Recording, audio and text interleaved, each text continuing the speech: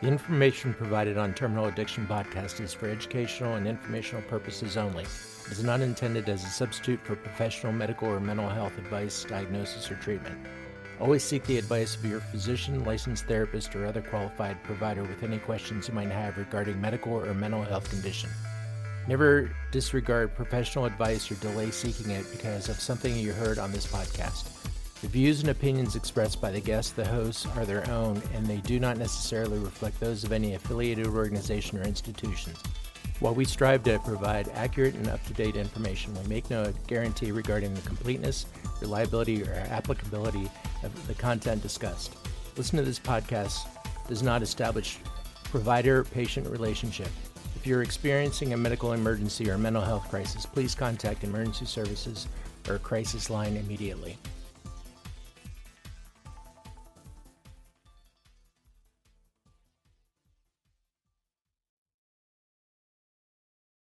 All right, we are back again with Terminal Addiction. My name is Doug H. And I'm Paul B. And we're joining you guys today. Excited to be here. And we're going to talk about setting boundaries in recovery. This is kind of a big topic. Again, we're kind of aiming our podcast more towards people who maybe have like 6 months, a year, maybe 2 years into recovery. And just looking at ways to expand or enhance your recovery. But I think boundaries is a huge thing. When I'm working with newcomers or the patients that I work with at the treatment center, we talk about boundaries as being time, place, task, and role, and that kind of stuff. But I think when you're out in the world, the way I look at it is boundaries pretty much come in three varieties. I have boundaries with myself, I have boundaries with other people, and I have boundaries with my disease. And so I've got to be very careful, going into different environments, being around people, even very close friends, because I've got some friends who we used to drink and use together. And even when I see them today, it's like 5 or 10 minutes of how you doing and what's going on. And then the conversation quickly turns to remember when. And I've got to be very careful. I remember hearing in an episode of The Sopranos, Tony Soprano said to one of the other guys, he said, remember when is the lowest form of communication. And for an addict and an alcoholic like me, who still has a lot of that muscle memory in place early on, I've got to be very careful about who I'm talking to and where I'm at and the type of things that come up and the subject matter. And so I've just got to be very, very aware of how those kind of things make me feel. We were talking about relapse prevention in one of our previous episodes. And I've just got to be very careful not to put myself in and around people, places, things that are going to be triggering, be causing cravings. So I've got to be very, very careful about my boundaries. Yeah, I started reading a book a while back, and I kind of want to read the first couple sentences for you. Please. This is a book called No is a Complete Fucking Sentence. And so the first line of the book is, let's get something straight right now. Right fucking now. Wanting space doesn't make you selfish. Read that again. Saying no doesn't make you rude. Read that again. So I think it's real important that we get the idea that having those boundaries doesn't make you rude. It's protecting yourself, protecting others. And in the long run, you're going to be respected a lot more for those boundaries. Yeah, I completely agree with that. And no is a word that I did not have in my vocabulary when I was drinking and using. I was always saying yes to, random pills and more drinks and getting in cars with people I shouldn't have been in. So I didn't know how to say no. I'm definitely a people pleaser. I think people pleasing is probably one of my load-bearing character defects, if you will. So I've got to be very careful about saying no, when I'm uncomfortable in a situation, or not going to the event, or not, partaking in certain things. I'm a big fan of going to concerts. Paul knows that. But I don't go to every concert. I usually like to have somebody else there with me. And so that's me setting boundaries with myself. That's me setting boundaries with my diseases. I always like to have another sober person or somebody who's understanding of my recovery there with me, just so that I'm not putting myself in unnecessarily risky positions. And I know Paul likes to go to like hockey games and soccer games and stuff like that. But I just want to make sure that I'm protecting myself, and my sobriety is the most important thing in my life these days. Yeah, one of the things that's really important is communicating clearly what those boundaries are. Telling a friend that I can't go to a party because there's going to be drinking. I can't do this because there's going to be drinking. And that's okay. Early on, I had escape plans for everywhere I went. Later on it was a little easier, but early on, it was so hard because, as I said before in another episode, I couldn't go to the grocery store without having a chaperone with me, for the first couple months. So, knowing what those boundaries are, and later on, when I got rid of that chaperone that I had with me going to the grocery store, I got some looks, but it was really my own boundary that I had set. Yeah, and I think those boundaries, I think a lot of people look at that kind of stuff as limitations or punishments, but I don't look at it that way at all. I look at it as me protecting myself. I think those boundaries are put in place to safeguard, to kind of like bumper my sobriety, especially early on, because it's such a fragile thing. Those first few months, that first year, even that first 2 or 3 years was really, really touch and go sometimes. It was really fragile, and I had to be very careful about who I let into my little world. And I talked about, in the past, I never worked at a bar, but I spent a lot of nights putting up bar stools at the end of the night because I just didn't want to go back and be alone, because I didn't like being by myself. And so that was something I had to get more comfortable with when I got clean and sober, was being okay with just being with me. And I think when Paul and I got clean and sober, it was during the beginning, of COVID. And so everybody was kind of, banished to their homes. And so it was a time for, I think, the whole world, but especially for addicts and alcoholics, we had to spend some time with ourselves. And, when I was drinking and using, I was the last person I wanted to be with. And so I had to get more comfortable. I had to get comfortable real quick doing that kind of stuff. And so a big part of that was saying no. And so it's a very, and I like that book you were reading, Paul. No is a very empowering word. It gives me control over a situation. It gives me control over myself, and it's one of the few things that I can just say, and I don't have to explain. Yeah, and early on, it's important that the message is consistent. Every time you're in that situation, you have to be able to say no confidently, and you have to prioritize your self-care. Making sure that I'm going to be okay. It's not okay to go out drinking this time, but next time maybe a little different. No, it has to be no every single time. And again, you're going to gain respect over time by being consistent with that message. Yeah, absolutely. And all the people that I have in my life, I owe a lot to those folks, but they're all very supportive of my sobriety and my recovery journey.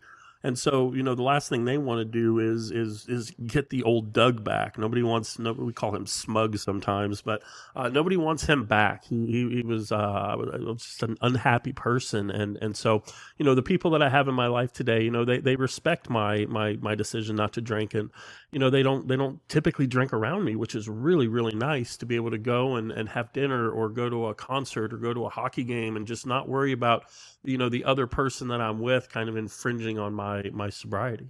Yeah, I think that's really important. I had somebody ask me about this recently. They assumed that because they don't drink anymore, that the friends assumed that they were the designated driver now. Well, no, that's not my role. My role is not to be a designated driver. Nope. And that is really enabling their behavior of drinking and doing drugs if I allow that.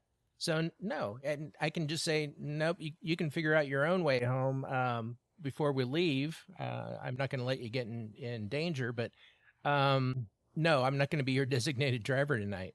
Yeah, and I think if I'm being honest with myself, and I encourage all of you to obviously do that too, the last place I want to be is around other people that are drinking, and one of two things is going to happen.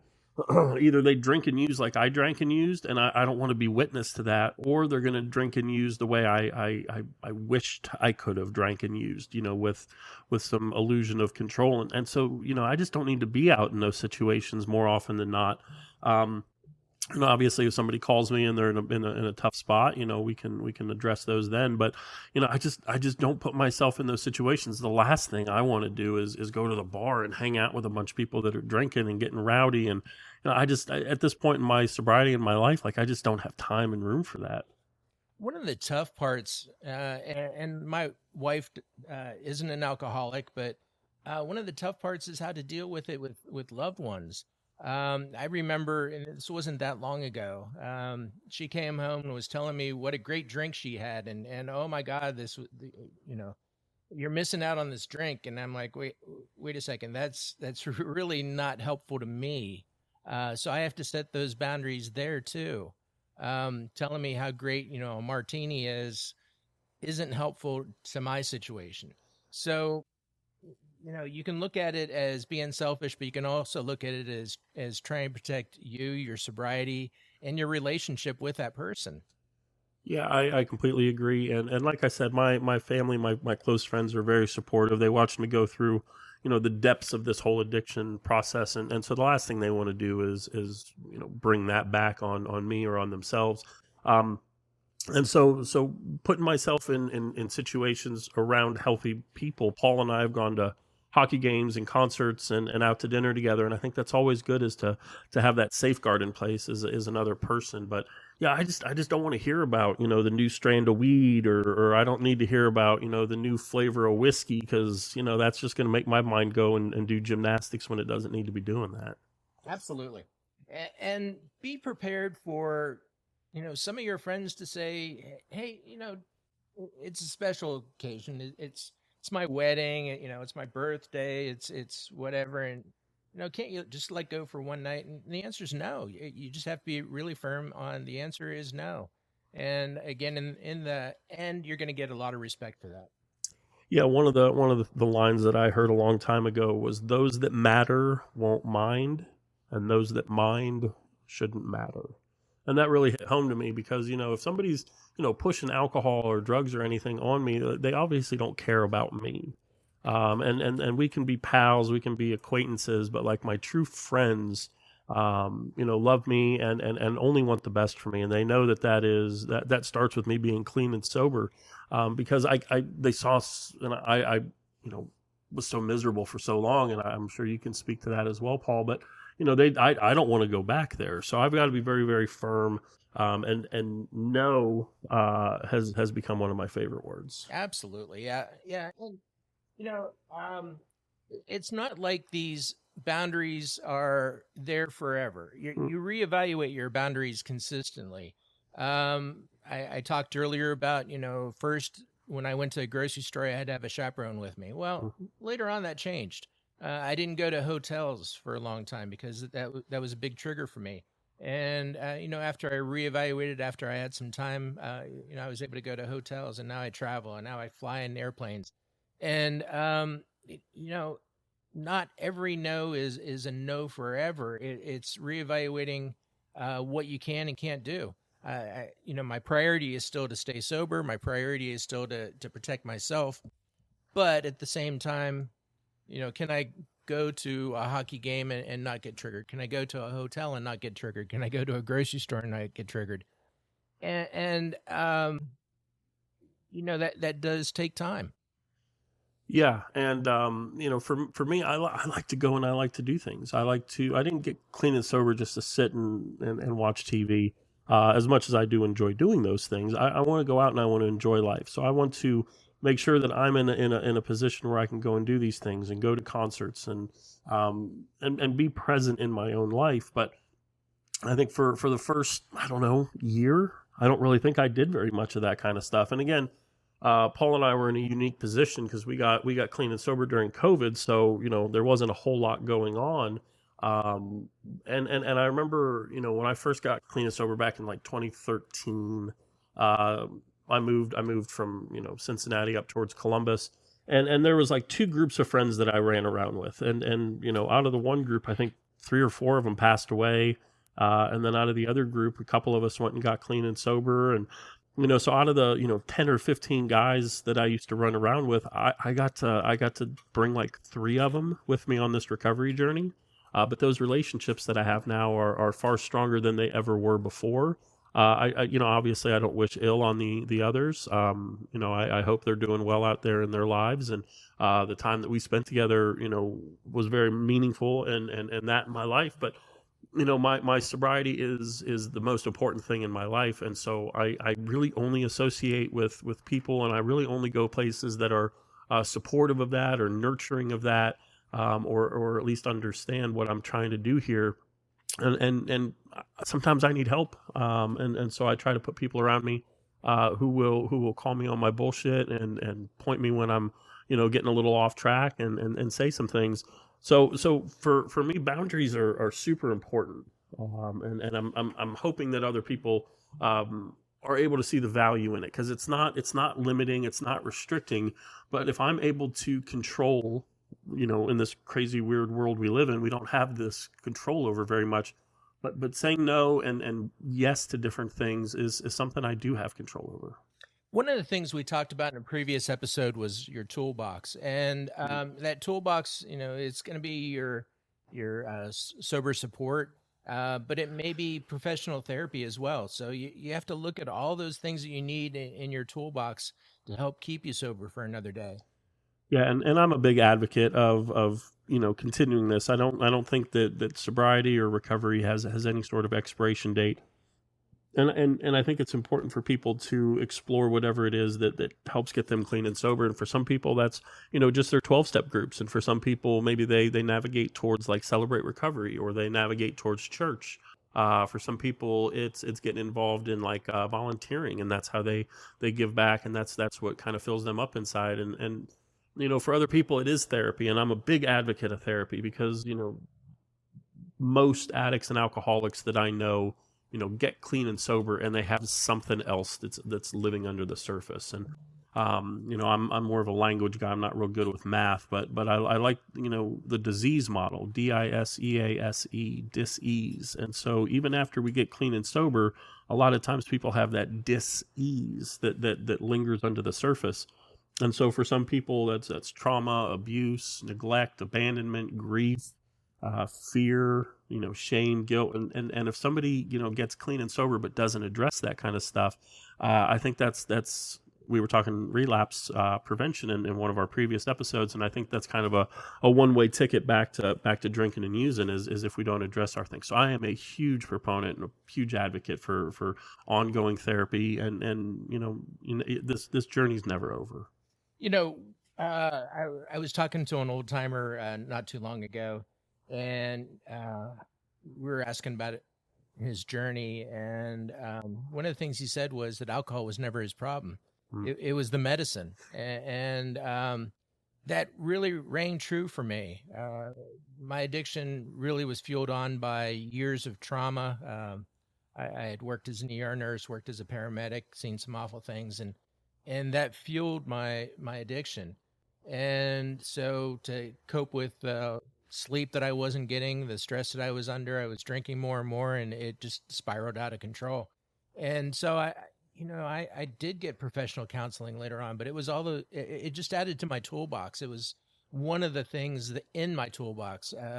Talking to people every week has been probably the biggest thing in my toolbox. Mm-hmm. And I think it's really important that for me that I have that support group, whether it's sitting one-on-one with another alcoholic or sitting in a room full of, a couple hundred people, just having that there, it's just another tool that I can use. Yeah, I'm a big fan of that visual, toolbox. And so some of the tools are, other people are a big part of my recovery. Some of the education, I always like to tune in and read new books and listen to other people's podcasts, and go to leads. And so I'm always trying to learn more. But yeah, again, one of those big tools in a lot of people's toolboxes is professional help. And so again, we're definitely advocating for that for people who might be out there struggling or kind of on the fence about things. And I think for a lot of people, they think if they're ignoring it or stuffing it or pretending it's not there, they're dealing with it. And so for me, I really had to get to know, who I was and my disease and that other dis-ease that lived under the surface. And I had to get okay. I had to reset my boundaries. I had to get okay with talking about some of that stuff. Because we all have things, whether it's, like I said, grief, abandonment, abuse, trauma, neglect. And I think, getting clean and sober was, like Paul said, my way of dealing with that. I heard, I think it was Steve-O from Jackass, and he said, "I never suffered with alcoholism until I got sober," and that line really rang true in my head. And so it was one of those. It was the solution. It was the answer. And when I didn't have that anymore, I didn't know what to do. I didn't know how to function. And so working through steps. Paul and I were in treatment together, and so having a good counselor, having a good group there, but also just learning, how to navigate and how to use groups. And I've been at some very impactful meetings where somebody was going through something tough, and whatever the meeting was going to be that day, it shifted to whatever that person needed it to be.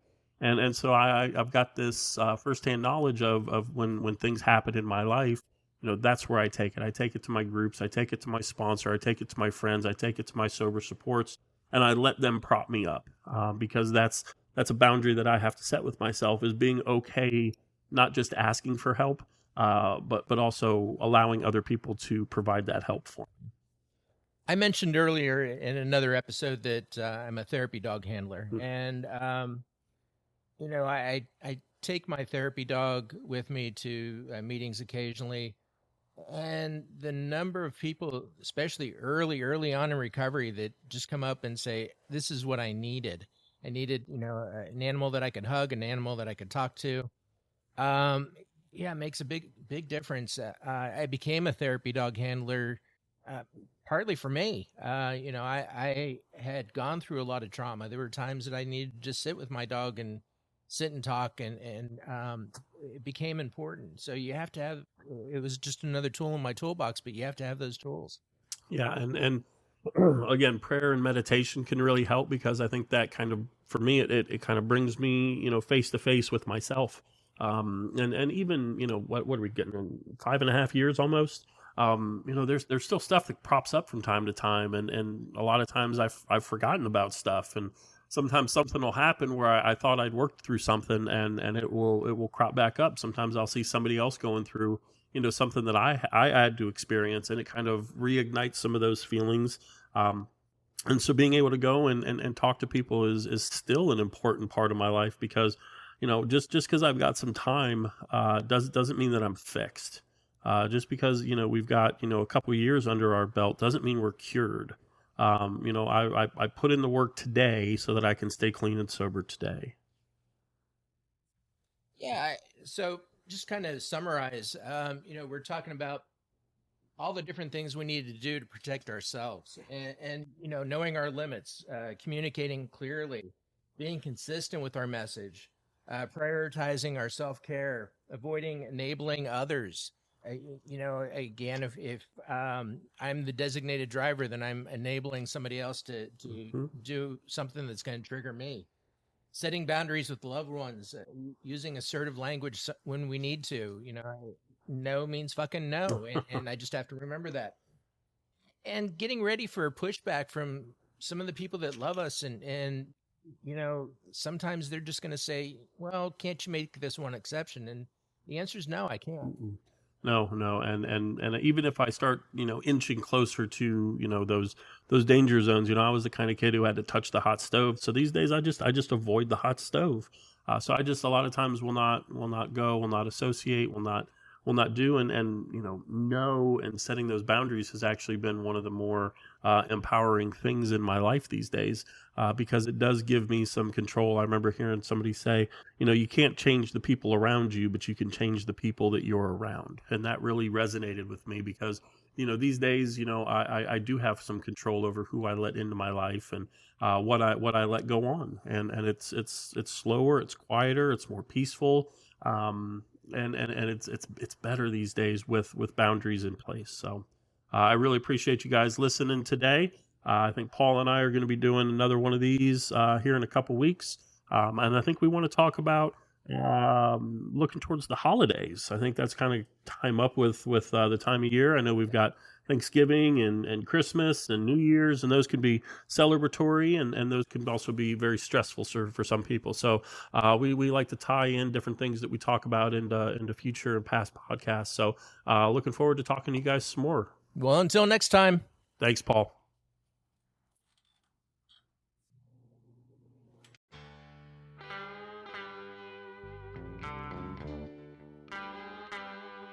The views and opinions expressed in this podcast are those of the hosts and guests and do not necessarily reflect those of any affiliated organization.